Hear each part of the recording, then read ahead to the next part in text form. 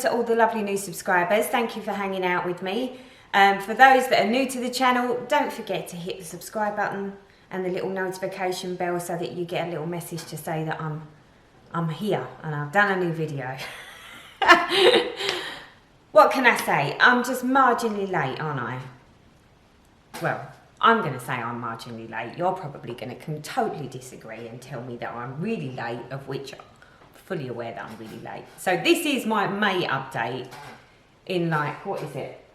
Almost the second week of June. So today is Saturday the 8th of June. You are going to have to apologise about... You're going to have to apologise. I'm going to have to apologise about the light today. We've got some crazy weather here in the UK at the moment, this week. Currently outside we've got a mixture of torrential downpours, high levels of wind, and then sunshine. So if all of a sudden you see lights just sort of in and out, it's because I have no control over the weather outside. What to tell you? I have not been anywhere near as productive as I have been in recent months. Mainly to do with life, some issues with mum. For those that are interested to get an update on mum, I'll stick it all at the end so as not to bore everyone else who's not interested in mum and my life. The sagas of Teresa Little Stitcher. At least that's how it feels at the moment. So it's been crazy busy. You all know that I have other hobbies. So as well as doing my cross stitching, I do my gardening, I do my dancing, and my mum lives at the end of the garden in another house. So I'm very much involved with my mum on a daily basis. So what to tell you? Let's just start with, first of all, a huge apology to Lorna, Ladybird Stitcher, and to Terry Lee from Terry Lee Crafts. Ladies, we had plans that we was going to stitch on Andromeda in May, on like a little collaborative stitch together for a day as part of Mania. Unfortunately, due to issues with my mum, I wasn't able to stitch on the day that we agreed. So I have tried to make amends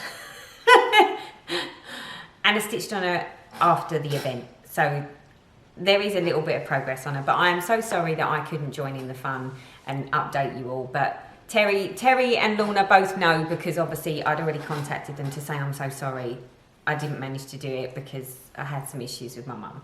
So apologies, ladies, and I'm pleased to see that you managed to get some serious progress and you're going to make mine look really lame. So without further ado, let's get down to... It's them again. Whoops. Where to start? I have no idea where to start. So for those of you that come visit me regularly, you'll know that I normally do a little breakdown out of my book these days to tell you how many days I've stitched on something. I can't do that this time because where I was just intermittently getting just a smidgen of stitching in as and when I could, I didn't really write anything in the book. I did for a bit of it, but not very much. So what I have got, I will tell you, but that's not to say that it's necessarily the most accurate. So, because obviously I've finished all of my smaller projects in my finishes, so my high heels collection and my Spring by Cricket collection, I needed something else to stitch on the train. So I decided and pondered to eventually go with one of the new charts or kits that I purchased from mybobbin.com. And the one that I decided to go with, you're going to have to deal with the glare, I'm sorry, is this one. So I thought, well, I'll give that a go. I have to be honest, the train stitching is not going so well because I'm getting on the train and I'm actually working off my phone. So the stitching is really quite poor and I haven't really done that much, but I thought I would share it with you anyway. So this is where I got to, as you can see. I did say it was a small amount. I'm not sure about those colours on that fabric. I don't know. Maybe it'll look better once there's a bit more on there, but currently I'm not feeling the love. The Hessian type fabric, it's quite nice. But yeah, that's it. That's the grand sum total of train stitching. Things have just been too busy for me. Far too busy. But we'll go into life update towards the end so that I can brief you all on what I've been up to. So that is my new little start, the train project start, of which is minimally started. Where else should we go? So next up, let's go. Oh, forgotten one. Spin around and I'll be right back. And it's as if I was just sitting here all the time. So the other thing that I decided to drag out because I wasn't getting into the stitching, I've lost my stitchy bugs slightly because of everything that was going on. So I decided to pull out a good old reliable, which I actually did stitching in bed because I was too tired. I just wanted to sit in bed. So we decided to go back to Country Cottage Needleworks, the Frosty Forest. This is the one that I was currently on. Sorry about the glare. Oh, there you go, a bit more light's just disappeared. Of course, the camera battery had to run out because I didn't check it. This is good, isn't it? Okay, so like I said, this is the design that we was currently stitching. And I can't even remember the last time I actually stitched on this. And I done a token gesture. So this is where we're at. And I think my token gesture was like this little bit down here and across the top of the door. So not massive amounts, but I did put a few extra stitches in that as a little bonus token gesture. I should really pull this one out and have it sort of for when I can't be bothered to really sort of do what I call serious stitching. You know what I'm talking about, serious stitching. So that got a little bit of love, marginal love, and I'm sorry about my squeaky chair. And if you can hear some crunching in the background, it's not me, it's Fudge. Fudge has decided, because he's been quite fussy recently, that he wants to eat his breakfast at last. His breakfast's been down since 5:30, 6 o'clock this morning. Yeah. Fussy little poochie.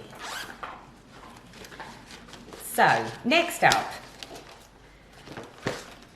Now, I would say the lovely Andromeda. There's a little bit of issue with Andromeda. So, Andromeda, here she is. This is what we've been stitching on. And this is the one that I was supposed to have been stitching with Lorna, Ladybird Stitcher, and Terry from Terry Lee Crafts. I ordered all of the beads and the crennic braid because I didn't have that when I started stitching this. And I thought, you know what? I'm going to go up and start stitching her face. Stupid me. Now, I'm not quite sure what I think of it, and I don't know whether it's gone according to plan or this. Well, I know it's not gone according to plan yet again because there seems to be something very odd about her face. And the more I look at it, the more I'm like, that looks really odd. So I don't know. I really don't know what to make of her. I must have gone wrong, is the only way to describe this. I'm going to try and fold this bit of material up so you don't have to look at all the boring stuff. But this is where I got to. Now, does her face look funny to you? I think her nose, I don't know what happened to the nose. I just don't know what happened. I just don't think she looks right. Maybe, I don't know. I just don't know. Lorna? Terry, have you done your face yet? Does it look like this? So as you can see, obviously we've got the leg, we've almost got a completed foot. we've got a little bit of skin here, and I thought, you know what, I know I'm going to hate going back and doing all that skin, so I thought I would break myself and do a little bit, but now I've done her face, I'm like, oh dear. So I'm not sure. I'm not quite sure what to make of it. I don't know whether I've done it wrong. I mean, I've even started the back stitch on the arms. Where is it? Here. In the hope that that would sort of like make it look a bit better, or try and sort of differentiate what is what. Because currently, I'm not 100% sure about her. And I'm not sure whether it's me or the chart.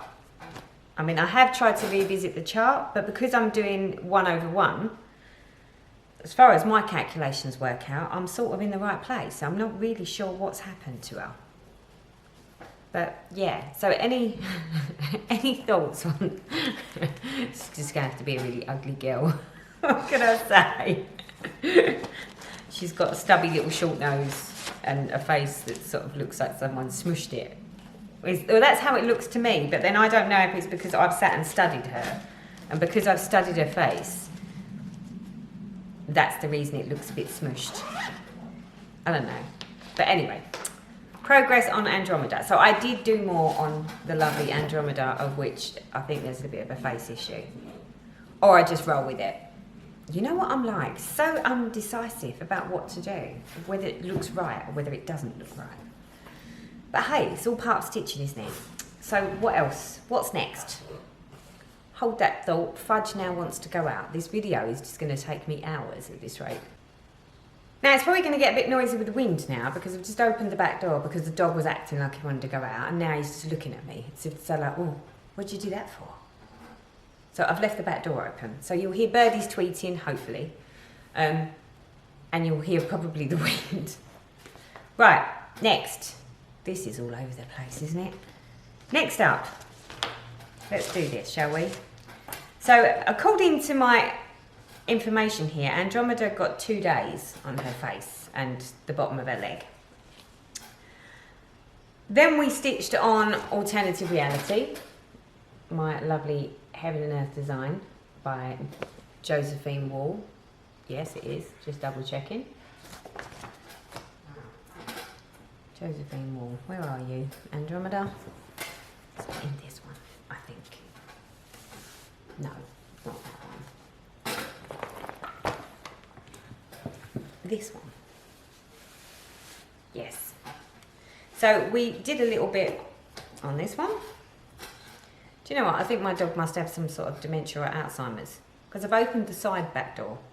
He's now standing at this door, looking out as if to say, well, I want to go out. It's that, or he's just stalking the birds. I'm not quite sure. He doesn't like the pigeons in his garden. He's got no problem at all with the little birdies. But the pigeons, doesn't like pigeons. Okay, so if I've got footage of where you last saw this, you should have already seen it. And this is where we're at now. So as you can see, I've been working along the top section here. I'm working my way down. Still love this piece. This is being stitched 1/1 on 25 count. Love the detail in it. So yeah. So we're basically, just for reference, let's see if I can reference you as to where we are. So what you're looking at there is basically, well, that bit there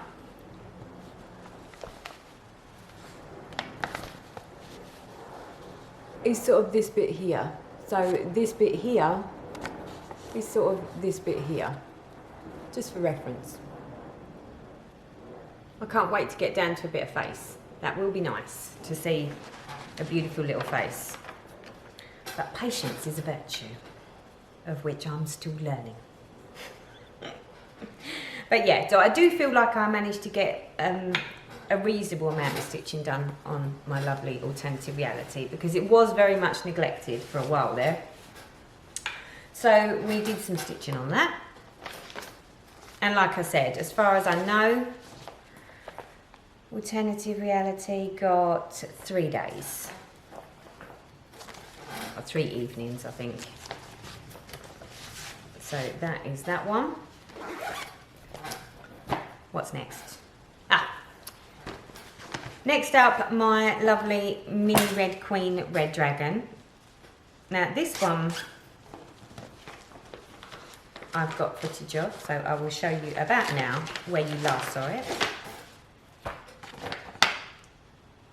And this is what she'll look like, hopefully. And it's a mini. So she's only going to be 9 3/4 high by 13 inches wide on a 25 count. There we go, having enough design. Now, I just need to find her. Mini. It's not in there. It must be this one. No. Oh, it's going well, don't you think? Okay, mini Red Queen Red Dragon. This is where we got to. Now, this one is stitched on 28 count. Now, is this 10th stitch? I think this is, yeah, 28 count 10th stitch. And that is where we've got to. Love the colours. Would be nice to see something now, because it's all a bit backgroundy. And I think that's why I'm like, it's getting a bit boring. Move on, something new. But yeah, loving it. Beautiful colours. Just, it's all I think that's the only thing with these sort of designs, that there's just a lot of background and not much of anything else. So you just have to get your head around that and just stitch. So mini Red Queen Red Dragon got 2 days worth of stitching, but I think I'd done this on a weekend, so it actually got like 2 full days off. But other than obviously housework and, you know, stepping away for a cup of coffee. So I did a fair amount on this one. Next up is, now I done a stitch with me, I think, yeah, in May. I did do a stitch with me in May. And I was stitching, during that I was stitching on my lovely Autumn Promise, which is a Judy Dixon design. Come on, out you come. Picture. For those that have not seen this already. So here it is, Autumn Promise. This is what it will look like when it's done, and it's by Judy Dixon. And this is being stitched in all the silk called for threads, all barring a couple of them. There was a couple of YLI silks, which I couldn't get my hands on, so I've switched those for the DMC Pearl Cottons. But other than that, it's all in silks. Totally love it, totally. So I stitched on this whilst I was doing the Stitch With Me video. And then it got another day's worth of love. So it's only had 2 days worth of love, but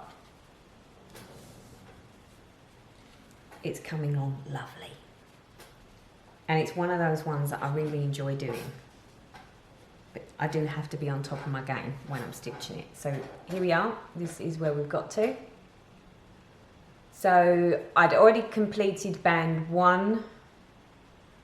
So the newest addition is this section here, which as you can see is not totally finished. I've got the bottom half of the satin stitches to do and just up the top there, and then I can fill in each one of these squares. But love this. Love the shine. Love the variegation. Love the stitching. I'm really, really thoroughly enjoying myself with this one. The only thing that I have to be really careful of is, because this is like pure white, is making sure that I don't have dirty hands, ever. And make sure that it's covered.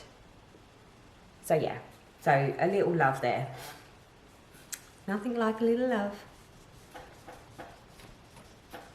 So that got 2 days.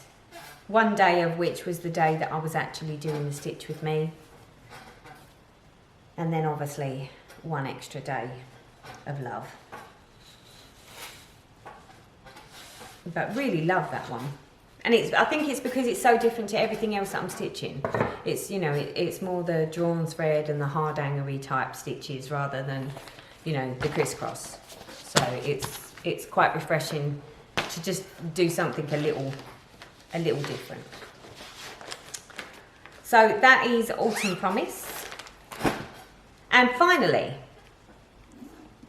the last one that I've managed to get, again, marginal stitching on, is my Peacock Lagoon. Yeah, Peacock Lagoon, here it is. Again, Heaven and Earth design. This is what it will look like when it's done. About now you should be seeing where it was the last time. And when I say this is marginal stitching, I think I've done a couple of 100 stitches on this. And that is it. And as you can see, it's still on the frame. So I've literally just filled a bit more in on the moon section here. You can't really see a lot because a lot of it's in the white. But yeah, it was a lot of filling in and completing and getting the variegation in on the moon. So for reference, let's see if I can reference you. Oh, where are you? So for reference, we're about there, I think, because we've got the little moon. That little moon there is that little moon there. So it's this corner here of the big moon that you're looking at. So yeah, not amazing amounts of progress. Hoping to get some stitching time in June instead, because May's been a bit of a wipeout. I mean, although the more I've actually, when I was first thinking I really should do a video, and I was thinking, what's the point? I've barely done anything because everything that's gone on. But now that I've actually shown you what I've done, I'm like, do you know what? I really didn't think I hadn't done anything. But I did do some. Really. Didn't I? Well, that's what I'm telling myself. I did enough. So there you go. What else to tell you? Let's go back to my notes, shall we, so we don't forget, because I always forget. What else to tell you? What else to tell you? So I've told you about the new start. I've told you about all of the stitching that I've done. I've said sorry to Lorna and Terry, ladies. I'm truly sorry. And I've said sorry to you all for being late. Didn't I? So the only purchase that I've got is my Threads of the Month Club from Silks for You. So this month's Silks for You that I got are these.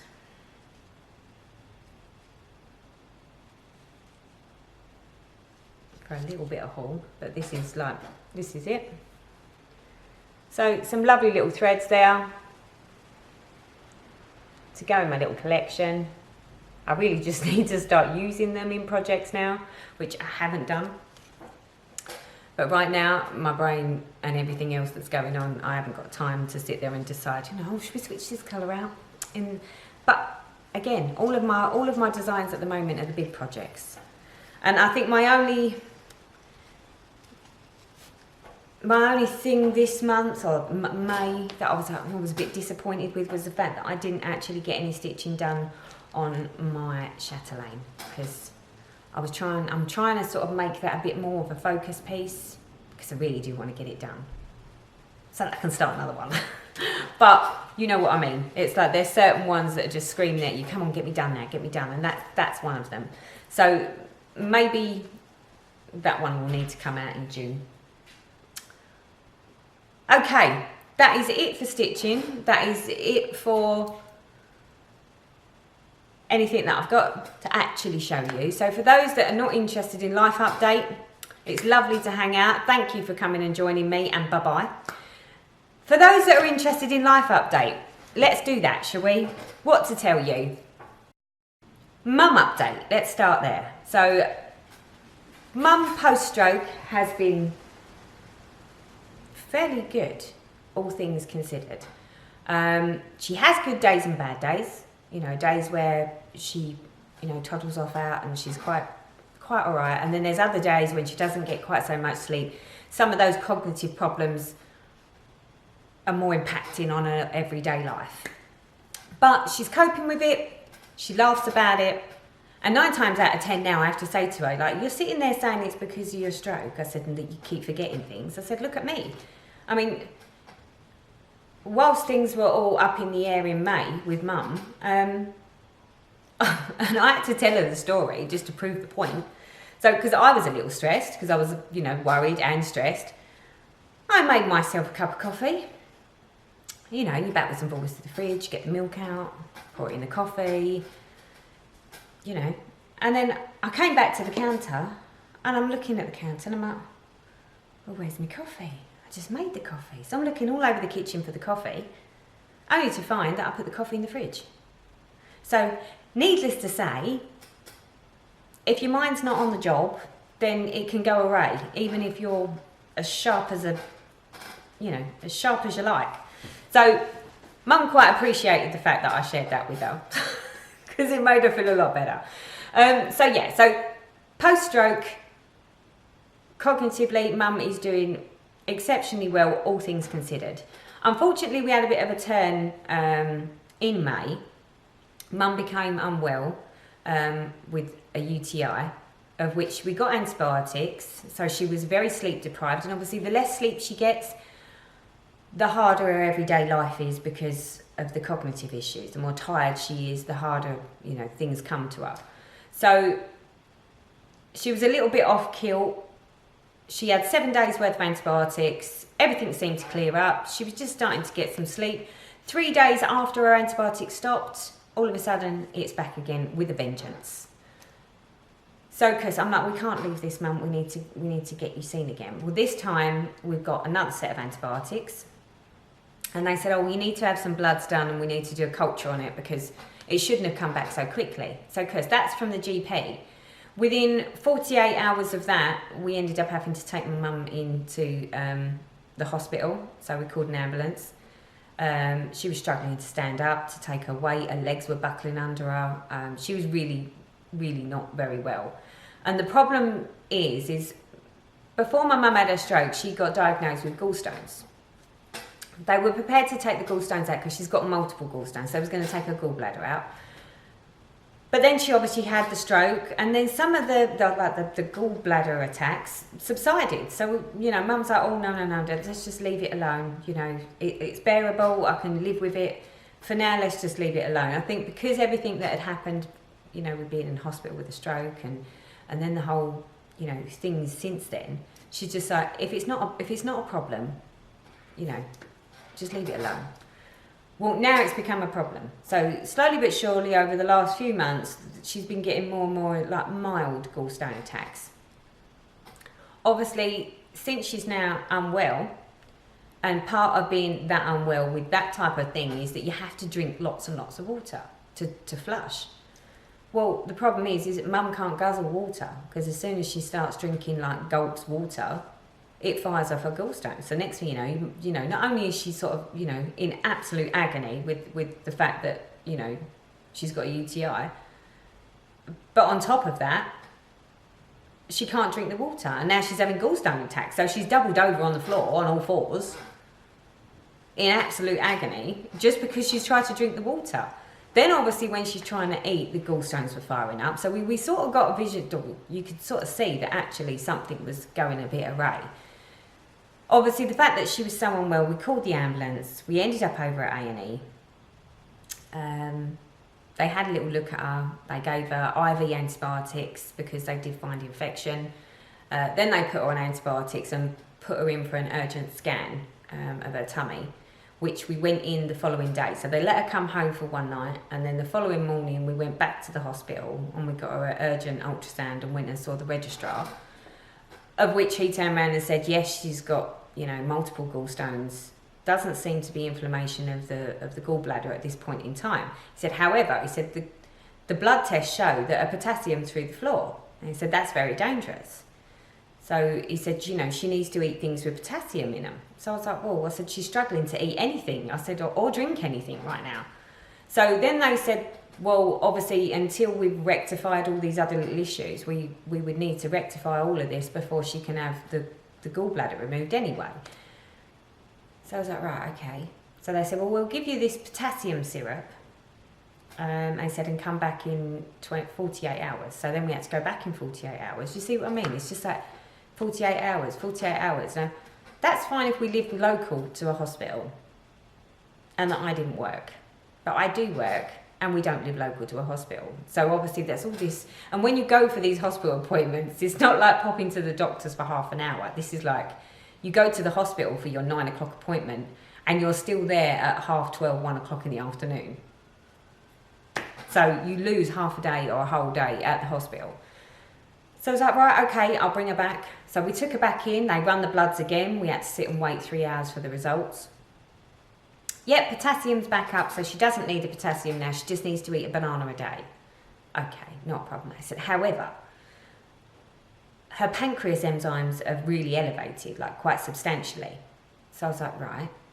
So they said, so we need to keep an eye on that because there's obviously an issue. So they said, well, you need to come back in another 48 hours. So this is over the bank holiday weekend as well. So I'm just like, really? So again, it's you know, it's dealing with mum at home and, you know, she still felt totally rubbish, which is understandable. The gallstones, I mean, basically she was really struggling to eat or drink anything. She was really quite poorly. Then when we've gone back the last time, they basically said, yes, we've referred her to a consultant. So she will have surgery within 6 weeks. And it's just a waiting game now. They said, but obviously we need to keep an eye on her to make sure that, you know, there isn't anything else going on. So we went back again. They said that her pancreas enzymes were reducing, which is a good sign. So I was like, yeah, but is that just because she's on antibiotics? And then I went, well, partially. He said, but however, if she's on like a big broad spectrum antibiotic, which she was, it should help the situation, of which it did. So I'm pleased to say that at the beginning of June, well, I think from like last weekend, mum sort of picked up. So she's still very, very tired and we're still waiting for surgery, but the gallstones and the gallbladder seem to have settled down so she can eat and drink a little bit more now.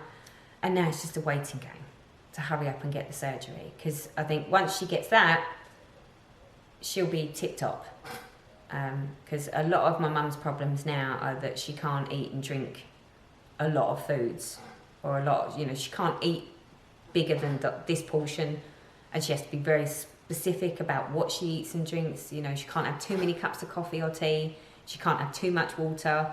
There's like a very fine balance, and I think that is just getting the better of her. So we just need to get that sorted out, and I think she will do fabulously. So there is the mummy life update. Obviously, whilst all this was going on, you know, and she was sleeping and laying down and whatever, the fact that we've had really good weather, I've been out in the garden. So I've been doing a lot of gardening. I lifted all the tulips and the daffodils because they all went over. So I lifted those and put them out the way so that they could just die back naturally by themselves. What did we do?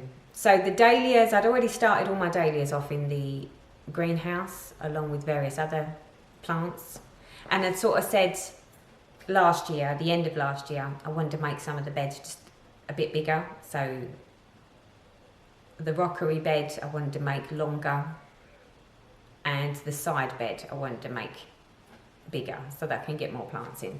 So we did that. So there was a lot of digging and lifting some lawn up to do it, and then digging it all over and fertilising and, you know, all that fun stuff, manual labour, got me exercise. And then I planted up all my delphiniums, my foxglove, my dahlias. We've got, what else have we got? We've got some salvias in there. Potted up the agapanthus, so they're out. The cannas are out, so they're now in the ground.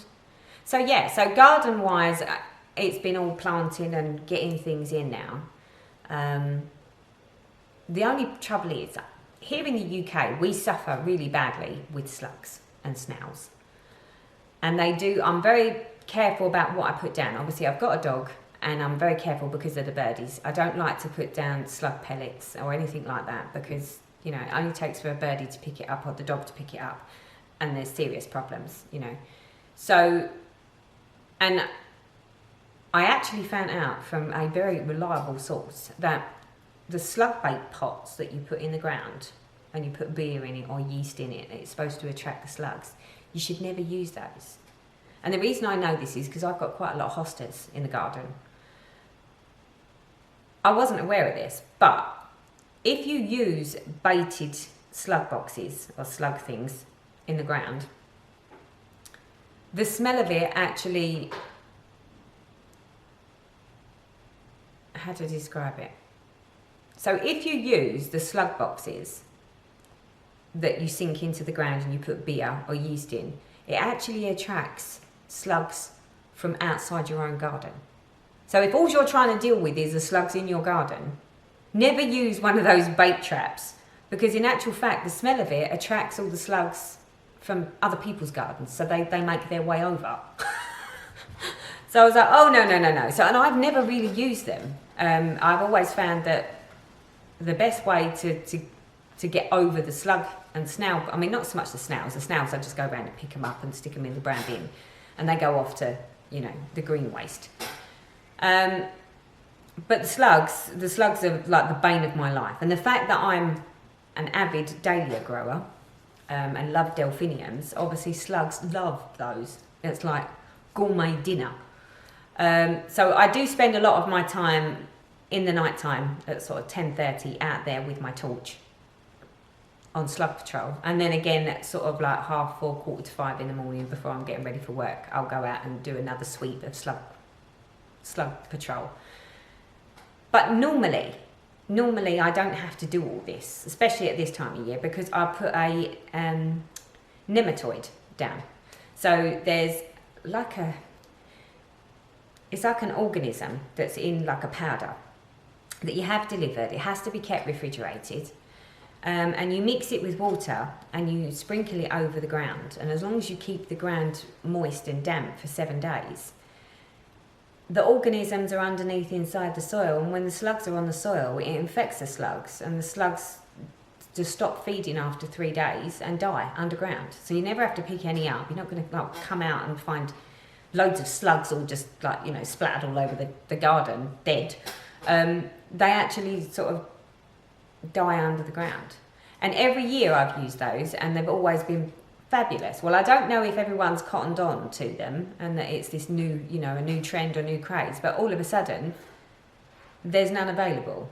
And although I ordered them back in beginning of May, I can't get my hands on them, or the delivery isn't until I think it's 16th or the 19th of June.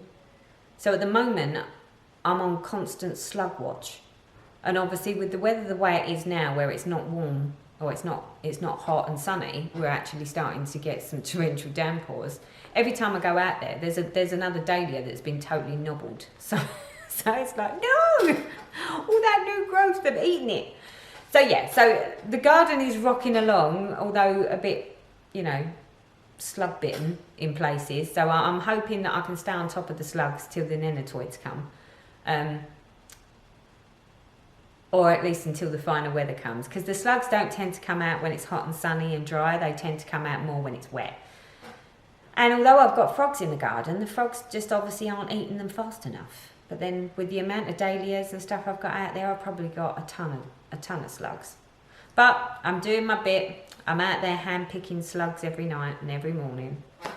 So with the gardening going on and my mum, and obviously dancing, so obviously I dance at least twice a week. I mean, it's like this weekend. This video had to be done today because I'm at dance squad all day tomorrow. So from 10 o'clock in the morning through till 4:30 at night, I will be at dance squad preparing for Blackpool. So we do lots of training, lots of pointers, have a spot lunch, lots of practice. So yeah, so that's my Sunday took care of. So again, with the dancing, the gardening, my mum, the stitching just, I don't understand it. This is, for me, this always seems like a seasonal thing, that as soon as the fine weather comes, there's just not enough time to sit down and do stitching. And to be honest, it's so hot indoors, or warm indoors, you don't want to be indoors. I mean, even at night times, in the evenings, we're always sitting out on the deck because we're like quite secluded here.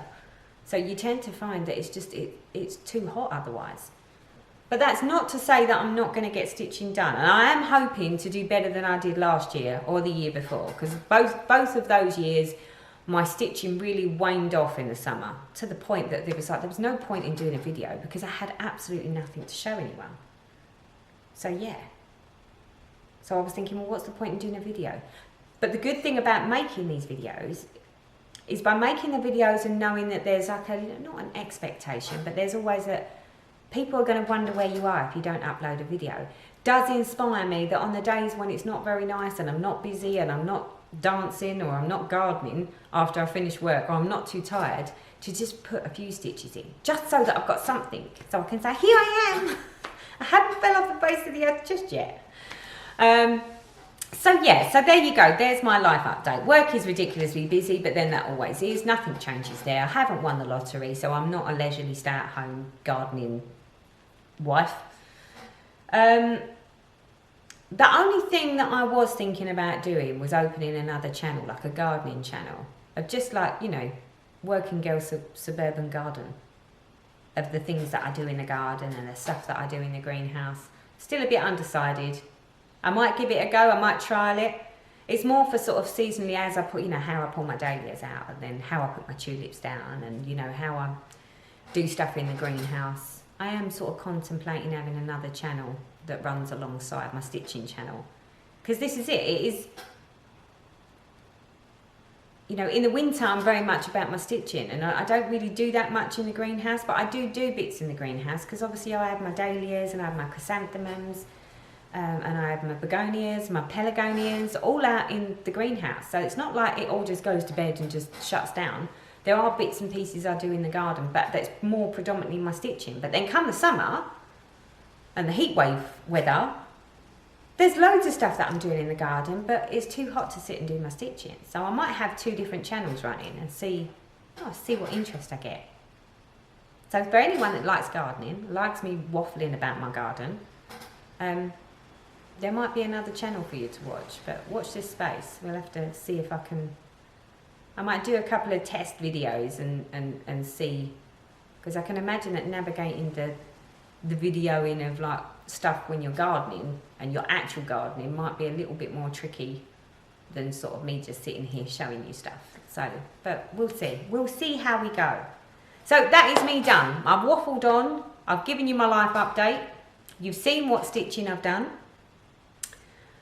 I'm going to continue seeing how Mum goes. Obviously, the likelihoods are that between now and the next time I'm due to talk to you, she may have had surgery. If that's the case, chances are I won't really get that much done, because I will be busy looking after my mum and making sure that she's fine pre-op, post-op, and everything in between. So, yeah. So I hope you're all getting some wonderful weather, and for the places where it was still really cold last month, that the summer, or at least sort of the warmer weather is starting to come to you. It's definitely coming here in the UK, although we've got a week of unsettled weather, but great for the garden. Love a little bit of rain every once in a while. Just after I've put my slug stuff down would be nice. So until next time, bye bye for now.